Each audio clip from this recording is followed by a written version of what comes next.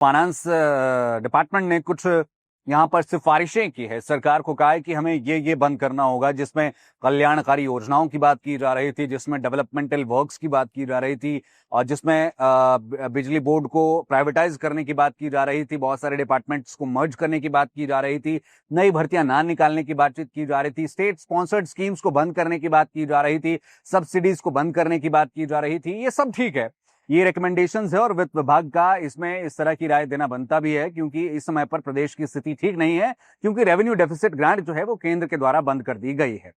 लेकिन यहां पर भला होता, अच्छा होता यदि फाइनेंस डिपार्टमेंट उसमें जो है वो कुछ ऐसी सिफारिशें भी कर देता जिससे आम जनता को भी राहत की सांस यहां पर मिलती है। अभी कुछ दिन पहले ही जो है वो इंटरनेट भत्ता भी जो है वो ऑफिसर्स को सरकार देने वाली है, इसकी नोटिफिकेशन हुई है। यदि उस पर भी बात हो जाती है कि इस तरीके के भत्ते, जो इंटरनेट का भत्ता है या फोन का भत्ता है, इनको फिलहाल थोड़े टाइम के लिए बंद करना होगा, यदि इस तरह की रिकमेंडेशंस दे दी जाती, सिफारिशें होती, तो शायद जनता को जरूर राहत भरी सांस आती कि चलिए ठीक है। ऐसा तो नहीं है कि इंटरनेट चलाएंगे तो वो सिर्फ ऑफिस यूसेज के लिए चलाएंगे, या फिर फोन का इस्तेमाल करेंगे तो वो सिर्फ ऑफिस के यूसेज के लिए इस्तेमाल करेंगे, पर्सनल भी वो होगा।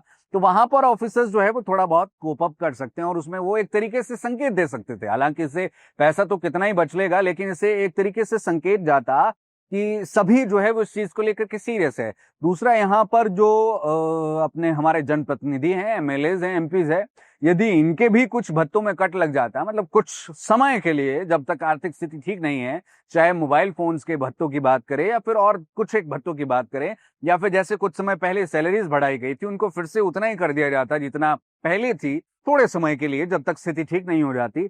यदि इस तरीके की भी बात होती तो शायद जनता को ज्यादा अच्छे तरीके से वो पच पाती। इस समय पर जनता को, कर्मचारियों को ऐसा लग रहा है कि बस ये जो सिफारिशें हैं ये सिर्फ हमारे लिए हैं और हमारे ही जो है वो फूटे हुए कर्म है। इसके पीछे कौन है कौन नहीं है, मतलब मैं ये नहीं कह रहा हूं कि इसमें जो है वो प्रदेश सरकार की गलती है, या इसमें मैं ये कहूं कि केंद्र सरकार की गलती है, ये आप खुद डिसाइड करिए। देखिए, केंद्र की तरफ से आरडीजी बंद हुआ है और हिमाचल प्रदेश की स्थिति इस तरीके से, एक तरीके से बिना आरडीजी के ये बन गई है। इसमें केंद्र सरकार रिस्पॉन्सिबल है, लेकिन इसमें साथ ही में हिमाचल प्रदेश की सरकारें भी रिस्पॉन्सिबल है। आज दिन तक जितनी सरकारें रही है, क्या हम सिर्फ आरडीजी पर ही डिपेंडेंट थे? क्या हमें कुछ ऐसे रिसोर्सेज पर वर्क नहीं करना चाहिए था? क्या कुछ ऐसी चीजें नहीं देखनी चाहिए थी जिससे हिमाचल प्रदेश आत्मनिर्भरता की ओर बढ़ता? तो ये बहुत सारी चीजें हैं जिस पर हमें विचार करना चाहिए।